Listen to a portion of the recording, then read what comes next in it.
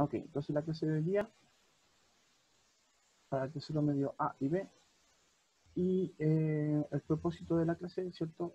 Ustedes ya lo saben, comprender, apreciar y valorar la recurrencia de los personajes tipo, que es una parte, digamos, de la relación que existe entre el cine, la literatura y las demás artes, que comparten en común, ¿cierto? Esto es como una especie como de base de datos de donde ellos sacan, ¿cierto? La construcción de los personajes que componen sus historias, ¿cierto? Sus narraciones. Tanto la literatura como la conocemos, ¿cierto? También el cine, las series incluso de televisión, los animes, los mangas, todo el cómics, todo lo que puede contarnos una historia, incluso el teatro, contarnos historias, están alimentándose de esta base de datos que se llaman personajes tipo y los tópicos literarios, que también son lo que estábamos revisando. Esta es la segunda clase con respecto al tema de los tópicos. Ok, y comenzamos. Entonces, bueno, la relación entre la literatura y el arte, ejemplo, el cine. Eso es lo que vimos la semana pasada. Vimos cómo se van alimentando o retroalimentando permanentemente, ¿cierto? El cine y la literatura. Específicamente en esto que nosotros llamamos la construcción de los mundos, por ejemplo, en la construcción de los personajes, como les mencioné recién, en la construcción, ¿cierto?, de los ejes temáticos también de esto que pasa en las obras literarias y en el cine. También vamos a revisar nuevamente estos tópicos literarios como temas recurrentes, aparentemente respondiendo a esta idea de que el tiempo es cíclico. Nosotros incluso habíamos mencionado a Dark, la serie alemana, ¿cierto?, que habla justamente de que esta historia se repite y nosotros somos más que como títeres dentro de esta disposición del tiempo. y, eh, y hay una tarea en Classroom, o va a haber más bien una tarea en Classroom que le voy a asignar a propósito de esto que vamos a ver hoy día, que no vamos a ver incompleto, lo de los tópicos literarios. Les voy a poner algunos ejemplos de tópicos literarios, la definición y ejemplos, ¿cierto?, para que ustedes más o menos lo relacionen con algo que conozcan, y les voy a dar como tarea que busquen otros más ejemplos. ¿Ya? Eso va a ser más o menos de qué va a tratar la tarea. ¿Ya? La pretendo subir entre hoy día y mañana a Classroom, y ahí les voy a dar un tiempo, una asignación de tiempo para que la puedan realizar. Hay si ustedes necesitan, que hay un informe parcial para sus notitas, lo pueden revisar también en webclass, pero me lo pueden pedir directamente a mí, o aclarar dudas con respecto a las notas que han obtenido, para que quede clarito eso. Se supone que también es parte de la retroalimentación que tengo que hacerles, que es parte de mi trabajo. Así que no duden en preguntarme sobre esas notas que tienen y todo lo demás por las redes sociales que nosotros ya usamos. Y lo de la asignación de tareas, que también es un tema que tenemos que resolver para que todos tengan la misma cantidad de notas y puedan ser, entre comillas, promovidos al segundo semestre.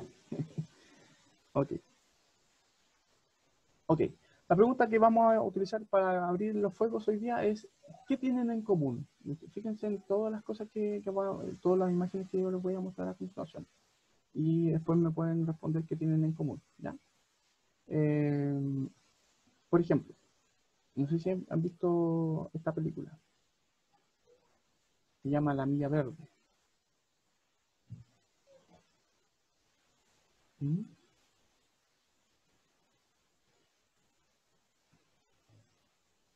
Creo que pueden, no sé si se puede. Voy a dejar el chat abierto para que lo revisamos ahí. Sí, ¿cierto, Vicente? Es una película, pero de hecho hay una versión turca que estuvo ahí también en boga. ¿Cómo se llama una película turca de un tipo que también tiene una hija que va a la cárcel como injustamente? Es como parecida. Dicen que un plagio, ¿ah? Hay un tema, hay una acusación de plagio de por medio. No sé si ha prosperado eso. Claro, es Milagro en la Celda 7. Gracias, Josefa. Sí, po, pero hay hartas diferencias, por supuesto. Hay hartas diferencias entre la Milla Verde y la Milagro en la celda 7. Ok, gran película. Otra. Bueno, dicen, de hecho ahí sale en el pie del afiche, en la película más aterradora de todos los tiempos, El Exorcista. Atrévanse a verla solo en la casa en la noche. Claro. Otra afiche. Comer, rezar y amar, con Julia Roberta. Y ahí Javier Bardem también. Claro. Peliculazo también. Otro tema, por supuesto, diferente de de los afiches anteriores. Ahora, en tiempos de pandemia, como que hemos estado más cinéfilos, ¿no? Por fuerza. Esta, pues, bueno, y las dos versiones, la versión del 86 y la versión de ahora de 2017, están dentro del que tienen en común, ¿ya? Bueno,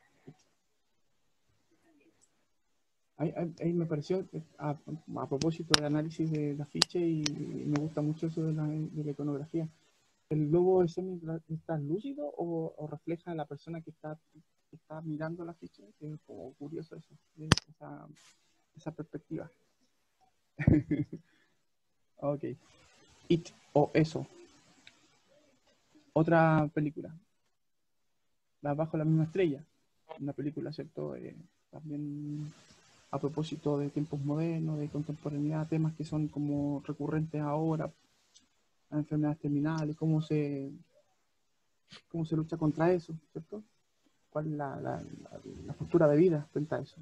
Interesante el análisis de esta película. Bueno, clasicazo para los más ñoños como yo, ¿cierto? El Señor de los Anillos.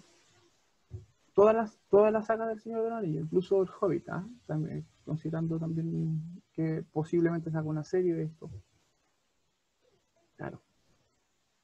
Otra más, bueno, un clasicazo a propósito de películas románticas o con connotaciones románticas, a pesar de que ha tenido algunos entreveros a propósito de los movimientos que reivindican a la gente de color, ¿cierto? En Estados Unidos, a los afrodescendientes, que han reclamado, ¿cierto?, que hay un trato un poco racista en la película, pero tienen que entender que era en otra época, no estoy justificándola ni mucho menos, pero se entiende que es otra época también en la que está basada la película y en la que fue hecha esta película. De hecho, creo que uno de los premios Oscar que ganó esta película, de los 10 que ganó, es justamente a un papel secundario que interpretó una actriz negra. De hecho, tenían re poca participación ellos en el cine en esa época, estamos hablando de 1939, tenían poca participación en el cine, y que participar y ganar un Oscar no es menor. Ok, otra más. Creo que quedan un par de películas más. Ah, La tumba de las luciérnagas, película de animación japonesa, de los estudios Ghibli, los mismos que hicieron Totoro y Chihiro y todo, qué sé yo. Bien, película muy recomendable. Ya, ahí está, hay alguien que está haciendo la relación. Acuérdense que la pregunta es, ¿qué tienen en común? El niño de pijama a rayas, ¿cierto? Una película también bastante fuerte desde el punto de vista, ¿cierto?, de lo que nos cuenta, más allá de que sea la mirada de un niño, el contexto en el que se estructura la historia es impactante, todavía, incluso. Bueno, y la saga completa del señor Harry Potter, y de su autora John Catherine Rowling, también es parte del que tienen en común todo esto que bueno, son películas, obvio, pero tienen algo más en común. ¿Qué tienen en común? Chicos, en el chat se pueden responder. Exacto, Alanis, exacto. Son todas películas que están basadas, y son algunas de las todas películas que están basadas en libros. en todas películas basadas en grandes obras literarias, exitazos literarios, ¿cierto? Claro, eso tienen en común, que la literatura es una fuente inagotable inagotable, ¿cierto? De material para los que escriben guiones en Hollywood y en todo el mundo, ¿cierto? Los que hacen películas.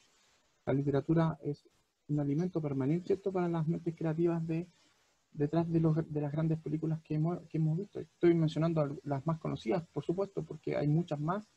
Y de hecho, películas que nosotros ni idea pensábamos jamás que pudieran estar alimentadas o basadas en una novela, en un libro. Hay muchos ejemplos. Y a veces, por eso decía la presentación, a veces sucede al revés, que son los libros los que se alimentan de películas.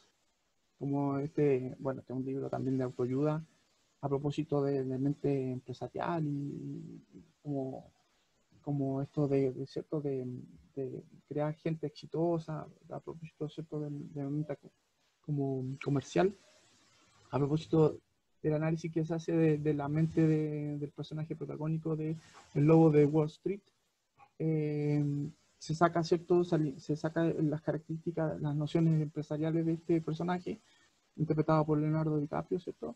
Para establecer una especie de metodología de trabajo y de emprendimiento. Y ahí el libro, ¿cierto?, de Jordan Belfort, a propósito. También hay, de hecho yo tengo descargado en mi Kindle la filosofía de House, por ejemplo, a propósito de la serie del Doctor House, claro, que se toma y se recogen, ¿cierto?, las principales frases y dichos de House, que como sus libretistas se nutren de grandes filósofos, preferentemente, ¿cierto?, occidentales, incluso algunas nociones de filosofía oriental, y ellos van construyendo a este personaje y se hace una especie como de ingeniería inversa, se desarma el personaje en su construcción y se tiene una noción, digamos, de lo que significa este mundo según la mente de House. Hay una serie de libros también que están analizando y toman en consideración este tema en particular, de que el cine, o sea, el cine también puede alimentar a la literatura inspiradora. Bueno, pasa entonces que esto cerrando, digamos, lo que habíamos visto en la clase anterior, que no habíamos alcanzado a revisar con certeza, de que el cine también, porque habíamos dicho el cine y la literatura y no, no habíamos mencionado esto, pues de que hay una relación que va para allá y que viene para acá. A propósito, en el siglo XX se da mucho también eso de que la forma de hacer literatura varía justamente porque aparece el cine. Antes del siglo XX no existía el cine, entonces las historias tenían un modelo más o menos similar y se contaban de ese modelo, de esa forma similar. Con la aparición del cine y con la implementación, ¿cierto?, de las nuevas técnicas de narración, de iluminación, por ejemplo, a propósito de la luz eléctrica, de los motores diésel, a propósito, ¿cierto?, de la industrialización y del uso de estos nuevos combustibles, de la exploración espacial, etcétera, etcétera, y el avance de la ciencia en general, nacen otras, incluso áreas de la literatura, como la ciencia ficción. O sea, nace mucho tiempo antes, pero con Julio Verne, incluso Frankenstein, incluso, pero, pero ahora ya es un mundo dentro de la literatura que va a empezar a ser recurrente y a ser más como bueno, recurrente y también más citado a propósito en el cine y en la literatura en sí. Hoy día lo que vamos a ver con respecto a los personajes tipo es esta relación, esta fuente, esta base, ¿cierto? Como yo les decía, de donde se nutre no solamente la literatura, el arte en general, incluso el cine. Acuérdense que los personajes tipos, como vimos al principio a propósito de Monomito, son personajes que van cumpliendo ciertos arquetipos. Esos arquetipos nosotros los reconocemos por el hecho de que hay un héroe, por ejemplo, y hay una némesis de ese héroe. Y ahí tenemos dos personajes tipos. Pero en el intertanto, los secundarios, hay personajes que ayudan al héroe, otros que, los secuaces que ayudan al villano, y otros que dan ayuda y qué sé yo, y también van cumpliendo ciertos rasgos, digamos, arquetípicos. Y eso es lo que vamos a ver a continuación, o vamos a intentar de ver a continuación. La definición de personaje tipo. Los personajes tipos son modelos humanos o animados que reúnen un conjunto de rasgos físicos, psicológicos y morales prefijados, o sea, están establecidos previamente y reconocidos por los lectores y el público espectador como peculiaridades de una función o un papel, ya conformado por la tradición. Los personajes, vayan pensando, por ejemplo, en los vampiros. Yo siempre pongo como ejemplo el personaje, el vampiro, porque más allá del nombre del vampiro en sí, Drácula, eh, las distintas versiones de Drácula, ¿cierto? Eh, eh, no sé, por Lestat, entre otros grandes vampiros de la literatura, vamos también reconociendo, no, bueno, vamos a considerar los del Crepúsculo, pero se entiende que vamos reconociendo ciertos rasgos, ciertos rasgos prefijados. O sea, el hecho de que sea un muerto viviente, que sea se entiende que tenga ciertos poderes, que ciertas limitantes, la búsqueda cierto de su amada muerta, la reencarnación de eso, y etcétera, etcétera. Bueno, los personajes tipo son son instantáneamente, perdón, reconocibles por los miembros de una cultura dada, generalmente la cultura occidental, ¿cierto? De tal forma que el espectador de una película o el lector de una historieta o de una novela o un cuento desea, quiere y espera que el bueno tenga cara de bueno, o sea, que cumplan esas características, y el malo ponga cara de malo, o sea, que tenga esas características. O sea, generalmente, no sé si se han dado cuenta, por ejemplo, los buenos siempre son atractivos y los malos siempre son feos, por ejemplo, o tienen un rasgo que lo hace, más allá del rasgo cierto psicopático, lo hace ser, digamos, una persona no deseada, no atractiva, digamos, para el público, como para generar un rechazo visual.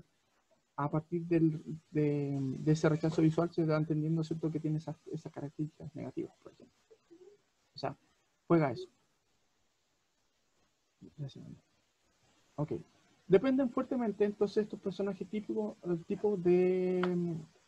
tipos, valga la redundancia, los estereotipos culturales para su personalidad, la forma de hablar y otras características.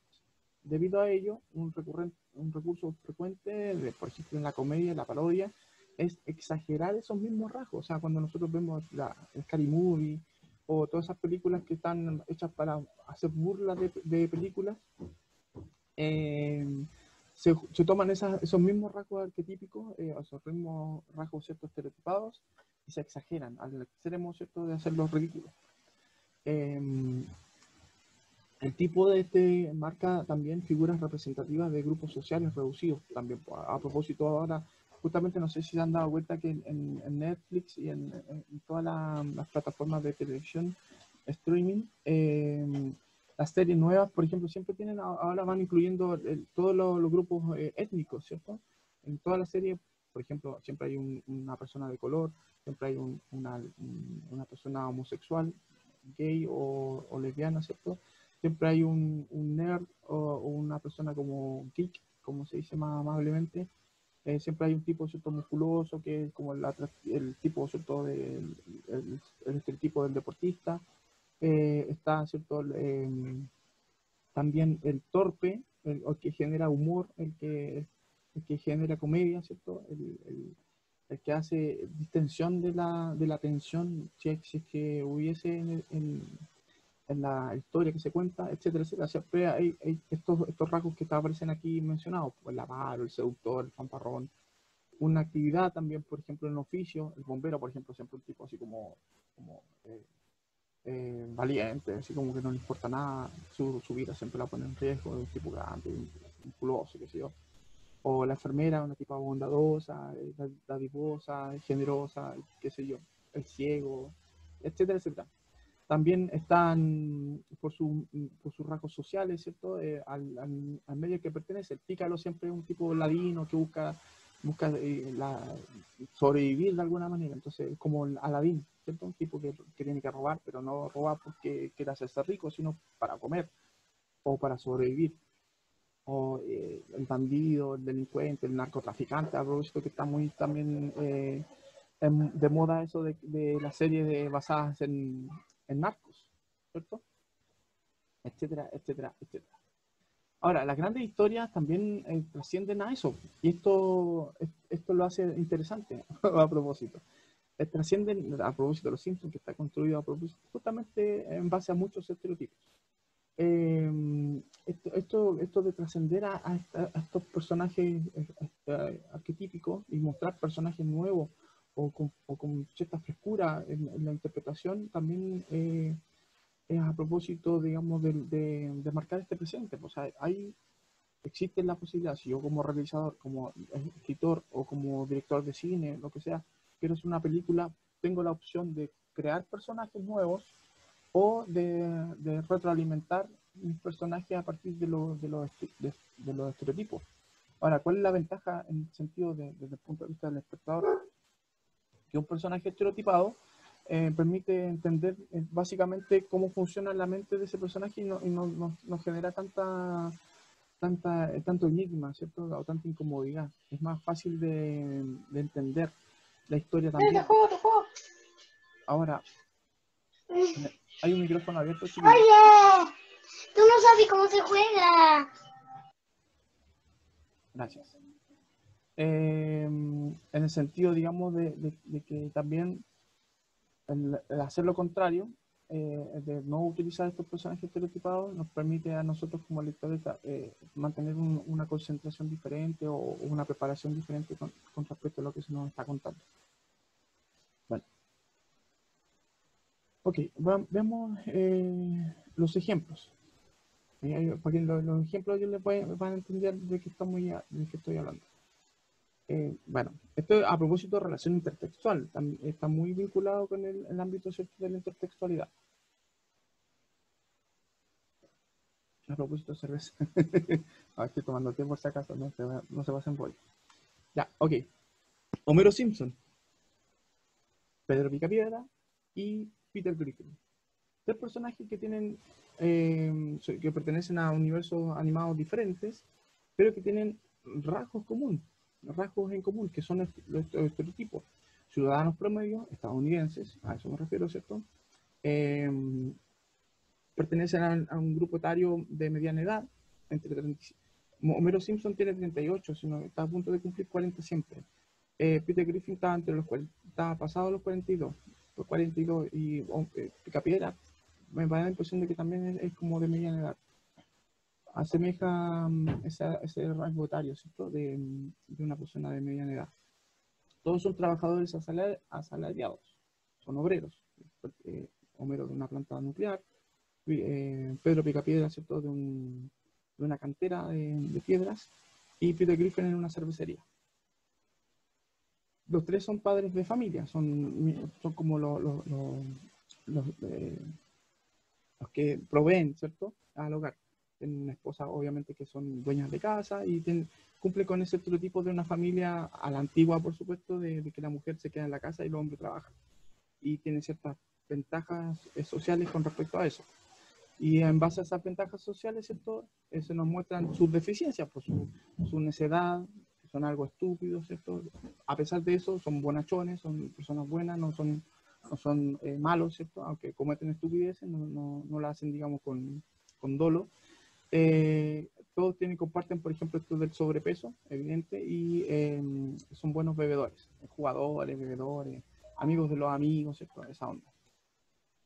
Ahí tenemos una construcción del personaje tipo a propósito del estereotipo. ¿Y de dónde sale el estereotipo? Obviamente del estándar estadounidense, pues, en este caso, ¿cierto? El estándar estadounidense hoy en día es el estándar, digamos, a nivel global. Por eso el éxito de esta serie, el éxito y la prevalencia, ¿cierto?, de estas series. En Chile también hay una cantidad de personas que están en ese rango etario, más o menos son todos asalariados, padres de familia, cometemos errores, ¿cierto? Nos gusta tomar cerveza, de repente tenemos problemas de peso y vamos calvicie y vamos como cumpliendo como el estereotipo de, y lo identificamos. Ese es el punto. Llegamos al punto de importante en esta materia, que logramos esto, identidad, eh, poder vernos reflejados en estos personajes, de alguna manera. ¿Ya? Ok. No en esto, pues en todos los que aparezcan, pues, o sea, los que vean ustedes. Otra serie clásica de la que que se nutre bastante de estereotipos. Y lo que les decía al principio, ¿cierto? El tipo fuerte, el tipo atlético, ¿cierto? El raro, el geek, el nerd, que sería Vilma en este caso. Los que generan comedia, los que generan distensión de la atención, en este caso una serie, ¿cierto? De aventura, de terror aventura, una cosa así. Sería Shaggy y Scooby. Y Daphne sería, ¿cierto? Como el ideal de chica, como una fan fatal, una mujer atractiva, pero también, ¿cierto? De armas tomar. ¿Cierto? De hecho, sabe karate y todo el cuento, se sabe cómo defender. No es la mujer, la chica, la típica chica tonta, ¿cierto? A eso me refiero. Que también es un estereotipo. De hecho, hay películas que están basadas justamente en esos estereotipos. Donde están las rubias, por ejemplo, que es un clásico de la comedia contemporánea, por ejemplo. O hay otra que es una abogada que es también así como muy pinturita, esa onda así como o alguien que uno nunca pensaría que iba a estudiar una carrera como muy de estudio, muy así como seria, y que estudia justamente y que rompe el estereotipo, justamente. También se puede dar eso. A propósito de estereotipos, está el estereotipo del científico loco. Y aquí tengo cuatro ejemplos de científicos locos en distintas series animadas. No me acuerdo el nombre del que aparece en Los Simpsons. Peter Schmidt, el profesor Farnsworth, ¿cierto? Y Dexter, el extraño mundo de... No, las aventuras de Dexter, ¿cierto? Rick Sánchez, a propósito, y Emmett Brown, que parece por aquí, está escondido Emmett Brown, ahí está, de Volver al Futuro. Todos estos encajan en el patrón, que eso es básicamente un estereotipo, un patrón, en el estereotipo, ¿cierto? El científico loco. Pata blanca, desaliñados, medios raros, lentes, fotos de botella. Ahora, ¿cuál es la diferencia que tiene Rick Sánchez o Emmett Brown o cada uno de ellos? ¿Qué lo hace diferente del resto? Justamente lo que enriquece su participación en la serie en la que están, o en la película en la que participan, ¿cierto? Esos rasgos diferenciadores. Policía bueno, policía malo. No sé si han visto las películas de Lego. Aquí es una parodia justamente de que siempre en las parejas policíacas hay uno que es el bueno, que busca amablemente, por ejemplo, interrogar a los sospechosos o acceder al sospechoso, y el otro que es el rudo, ¿cierto? El que rompe las reglas, el que no tenía ahí, ¿cierto? Con pegarle sus papes al sospechoso para poder obtener la información que necesita. Hay un micrófono abierto, chicos. Atento. Gracias. Muteen sus micrófonos, chiquillos. Gracias.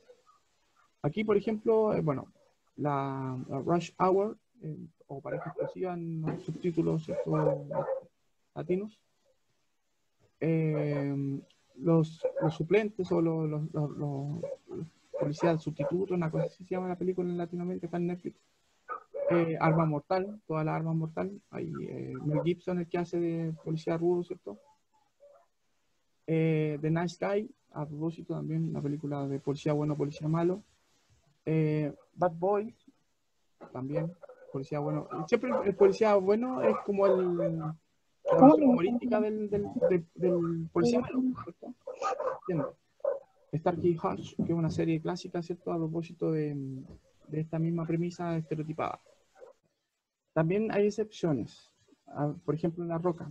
No sé si han visto las películas de La Roca. La Roca siempre, bueno, Dwayne Johnson, La Roca, personaje, siempre en todas sus películas es como el mismo. Ahí ahí se toma al revés, ¿cierto? Se toma el estereotipo del actor para poder hacerlo encajar en las diferentes historias que protagoniza en este caso. Yo puse algunos, 6 ejemplos de películas de La Roca, en donde La Roca es La Roca, con nombres comunes, pero es La Roca, o sea, un tipo musculoso que hace, ¿cierto? Hace gala de esa idea, ¿cierto? Del riesgo, de la fuerza, de la fuerza física más que la fuerza mental, ¿cierto? Por ejemplo, hace de rescatador, en varias películas hace esa idea de que es como el héroe musculoso de la cita, por ejemplo. Entonces aquí tenemos los estereotipos invertidos, ¿cierto? Que se toma el personaje basándose, ¿cierto? en las características del actor. Y ya pasa mucho en el cine chileno, por eso que de repente no luce mucho el cine chileno, que los personajes o las teleseries chilenas, que por ejemplo si yo quiero poner una actriz perdón, quiero interpretar un personaje de una tipa como fría y no sé, pues, hueca en el sentido de intelectualmente hablando, busco a una actriz, no voy a decir ningún nombre, no ofender a nadie, busco una actriz que tenga esas características y la pongo en el papel, sin que actúe, o sea, no está actuando, está haciendo ella misma, una cosa así. Bueno, en el caso de La Roca, y hay muchos actores que también tienen esa máxima, ¿cierto? ¿Para qué hablar de Chuck Norris, por ejemplo? No quiero que se me aparezca. Pero Chuck Norris también, por todas las películas de Chuck Norris es Chuck Norris. Y uno no dice el nombre del personaje y dice, Chuck Norris. Pasa eso, ¿cierto? No interpreta, no hace un trabajo de interpretación. Se interpreta a sí mismo. Bueno, para los temas de los tópicos literarios, cambiando de tema radicalmente, vamos a seguir trabajando en esto, sobre todo a propósito de la obra que estamos leyendo y que tenemos pruebas más o menos calendarizadas ya. Tópicos literarios. Sí, pues, a propósito de las obras dramáticas que estamos leyendo, para que lo vean ustedes, vean también los personajes que aparecen en esta obra y que tienen ciertas características que lo hacen, o sea, pueden hacer estereotipadamente o no. Vean eso a propósito, y a partir de esa estereotipación de los personajes, las expectativas que tenemos nosotros con respecto al desenlace de la historia, del conflicto, de cómo se resuelve esta historia. Se supone que si es comedia, entre comillas, ¿cierto? El personaje protagónico debe ser bueno.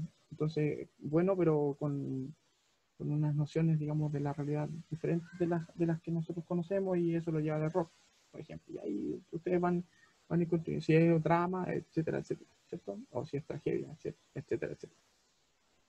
Bueno, quería que pudiéramos escuchar este texto de Walt Whitman, si se puede, digamos, para ver el tópico literario que está en él. Mientras tanto.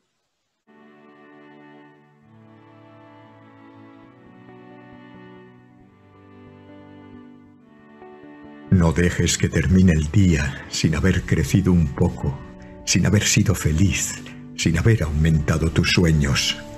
No te dejes vencer por el desaliento. No permitas que nadie te quite el derecho a expresarte, que es casi un deber. No abandones las ansias de hacer de tu vida algo extraordinario. No dejes de creer que las palabras y las poesías sí pueden cambiar el mundo. Pase lo que pase, nuestra esencia está intacta. Somos seres llenos de pasión. La vida es desierto y oasis. Nos derriba, nos lastima, nos enseña, nos convierte en protagonistas de nuestra propia historia. Aunque el viento sople en contra, la poderosa obra continúa. Tú puedes aportar una estrofa. No dejes nunca de soñar, porque en sueños es libre el hombre. No caigas en el peor de los errores, el silencio. La mayoría vive en un silencio espantoso. No te resignes, huye. Emito mis alaridos por los techos de este mundo, dice el poeta. Valora la belleza de las cosas simples. Se puede hacer bella poesía sobre pequeñas cosas, pero no podemos remar en contra de nosotros mismos. Eso transforma la vida en un infierno. Disfruta del pánico que te provoca tener la vida por delante. Vívela intensamente, sin mediocridad. Piensa que en ti está el futuro y encara la tarea con orgullo y sin miedo. Aprende de quienes puedan enseñarte. Las experiencias de quienes nos precedieron, de nuestros poetas muertos, te ayudan a caminar por la vida. La sociedad de hoy somos nosotros, los poetas vivos. No permitas que la vida te pase a ti sin que la vivas.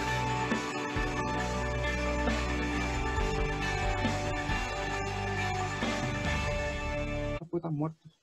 Y a propósito de eso, ¿cierto? El tema del Carpe Diem.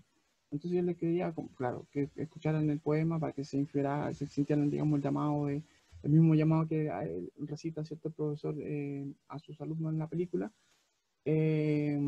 haciendo, ¿cierto?, la idea de que el tópico este está vigente porque mientras haya juventud siempre va a haber esta invitación a disfrutar de estos días, ¿cierto?, de este tiempo, ¿cierto?, de juventud.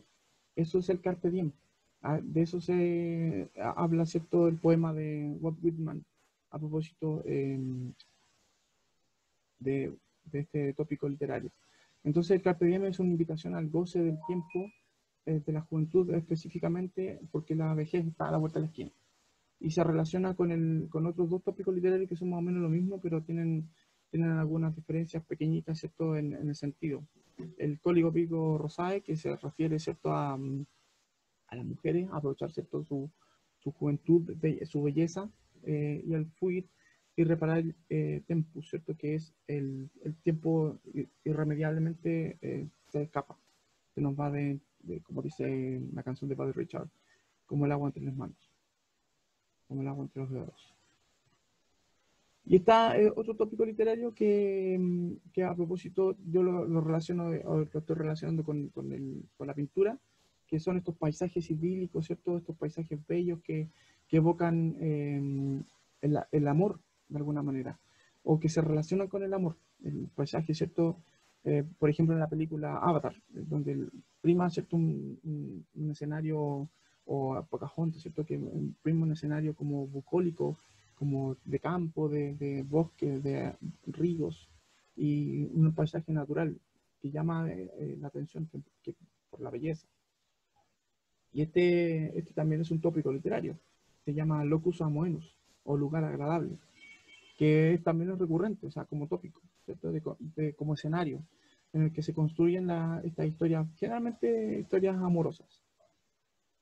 El sentimiento, ¿cierto?, del amor es relacionado con la naturaleza, como un ideal que recoge mucho el romanticismo, por ejemplo. Entonces, cuando vean películas románticas, fíjense que siempre hay paisajes bellísimos, naturales preferentemente, y en algunos casos incluso paisajes no naturales que también son bellísimos, ciudades iluminadas de noche, a propósito de miradores, etcétera, ¿cierto? Playas, lugares exóticos, como en Comer, Rezar, Llamar, por ejemplo, que es una película basada en un lugar bellísimo que ojalá algún día puedan visitar también, que es el Medio Oriente, ¿cierto?